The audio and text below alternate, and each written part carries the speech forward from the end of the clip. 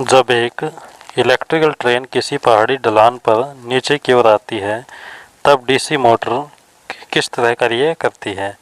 तो वह मोटर जब इलेक्ट्रिकल जो डीसी मोटर है वह पहाड़ी इलाके से नीचे की तरफ आ रही है, वह ऊंचाई से नीचे की तरफ आ रही है, तब वह किस तरह कार्य करती है। तो वह डीसी जनरेटर की तरह कार्य करती है।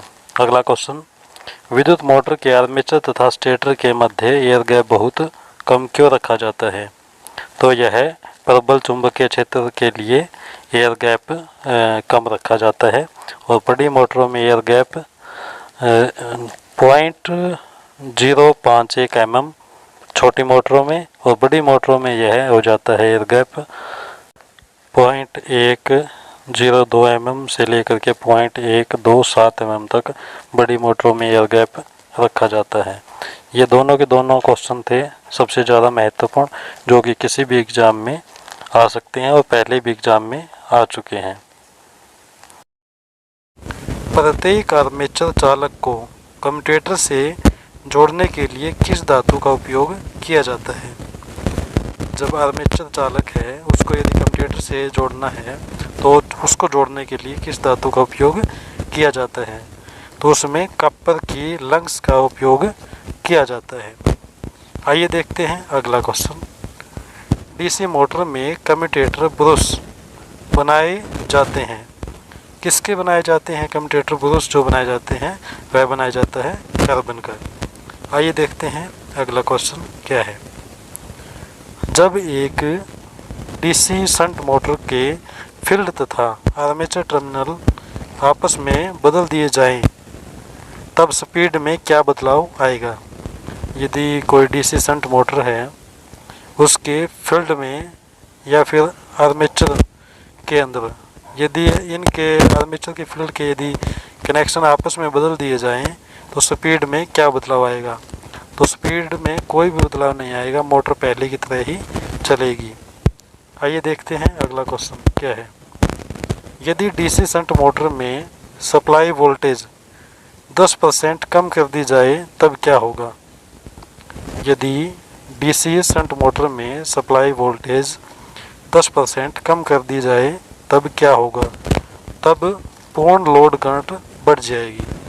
उस समय पूर्ण लोड करंट क्या हो जाएगी, बढ़ जाएगी। आइए देखते हैं अगला क्वेश्चन।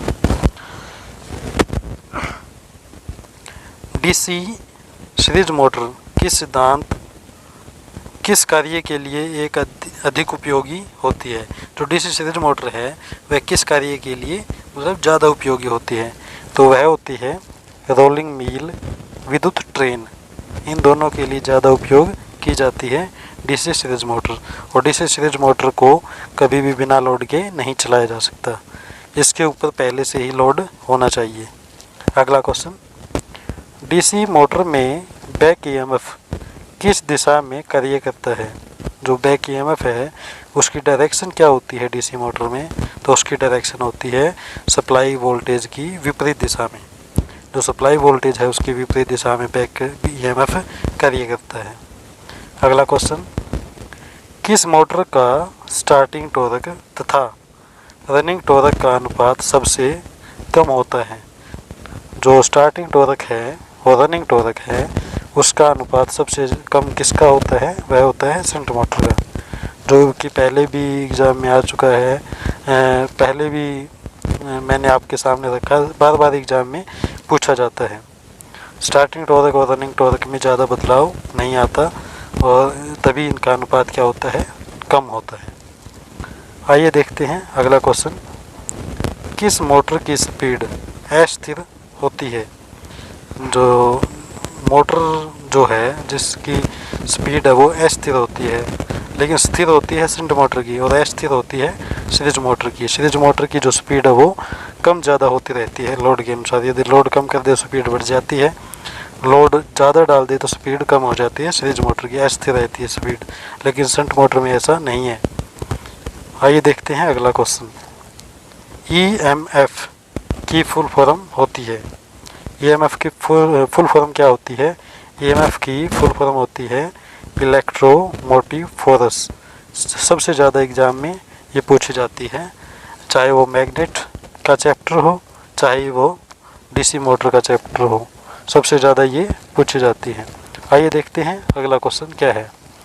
सीरीज मोटर की स्पीड बढ़ाई जा सकती है, कैसे बढ़ाई जा सकती है? सीरीज मोटर की स्पीड, उसकी स्पीड बढ़ाई जा सकती है फ्लक्स को कम करके। अगला क्वेश्चन, डीसी मोटर में कौन कौन से स्टार्टर उपयोग किए जाते हैं? तो डीसी मोटर है उसमें कौन कौन से स्टार्टर उपयोग किए जाते हैं? 2 point starter, 3 point starter, 4 point starter इस्तेमाल किए जाते हैं। अगला क्वेश्चन, कौन सी मोटर हमेशा लोड पर ही चलानी चाहिए? जैसे मैंने पहले भी बताया कि ऐसी कौन सी मोटर है जिसको लोड पर ही चलानी चाहिए, वह है डीसी सीरीज मोटर, जिसको बिना लोड के नहीं चला सकते। आइए देखते हैं अगला क्वेश्चन, डीसी मोटर में स्टार्टर का इस्तेमाल क्यों किया जाता है? और जो डीसी मोटर है उसमें स्टार्टर का इस्तेमाल क्यों किया जाता है? क्योंकि स्टार्टिंग के अंदर जो आर्मेचर है उसका रेजिस्टेंस क्या होता है?